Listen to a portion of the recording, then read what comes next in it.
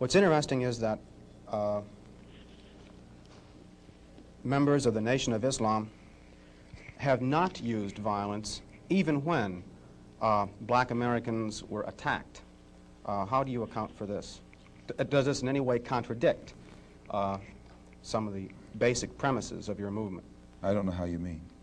Well, you maintain, for example, that you will not, or that you should not use violence unless you are attacked by the white man.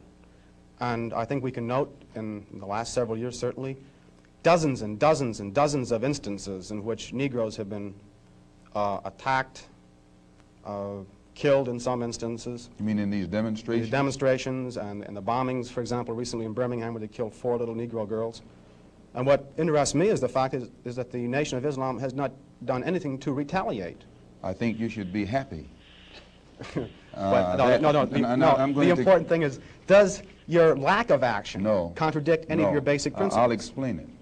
You should be happy that Muslims who follow the Honorable Elijah Muhammad, number one, don't believe in any form of integration, and who believe that every mention of the word integration by whites, whether it be from the mouth of Kennedy on down to the mouth of the lowest, raggediest white liberal in the street who is beatnik-like involving himself in these integration efforts, if we believed in it, we would integrate, and we would fight anybody who got in our way or made any effort whatsoever to stop us from integrating. If we really believed that the law of the land, the Supreme Court, and other so-called judicial bodies were for real when they talked about integration, we would integrate. And knowing that the law was on our side, and any effort we made to demonstrate toward integration, why, we would know the law should be on our side, if it's the law of the land.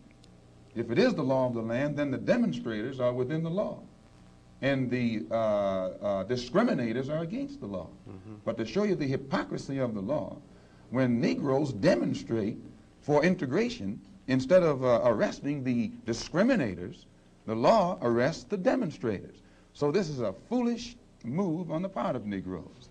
And when you foolishly get yourself involved with an enemy, then whatever comes upon you, that's your business. As Muslims, we believe that separation is the best way and the only sensible way, not integration. And but on the other hand, when we see our people being brutalized by white bigots, white racists, we think that they are foolish to allow themselves to be beaten and brutalized and do nothing whatsoever to protect themselves. They are foolish. They should have the right to defend themselves against any attack made against them by anyone. If a dog is biting a black man, the black man should kill the dog.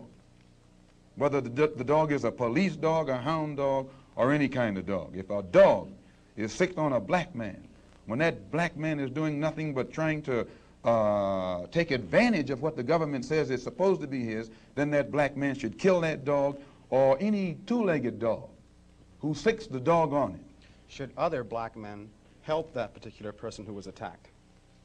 I think you'll find, sir, that there will come a time when black people wake up and become intellectually independent enough to think for themselves, as other humans are intellectually independent enough to think for themselves. Then the black man will think like a black man, and he will feel for other black people. And this new thinking and feeling will cause black people to stick together. And then at that point, you'll have a situation where when you attack one black man, you are attacking all black men. And this type of black thinking will cause all black people to stick together. And this type of thinking also will bring an end to the brutality inflicted upon black people by white people. And it is the only thing that will bring an end to it. No federal court, state court, or city court will bring an end to it. It's something that the black man has to bring an end to himself.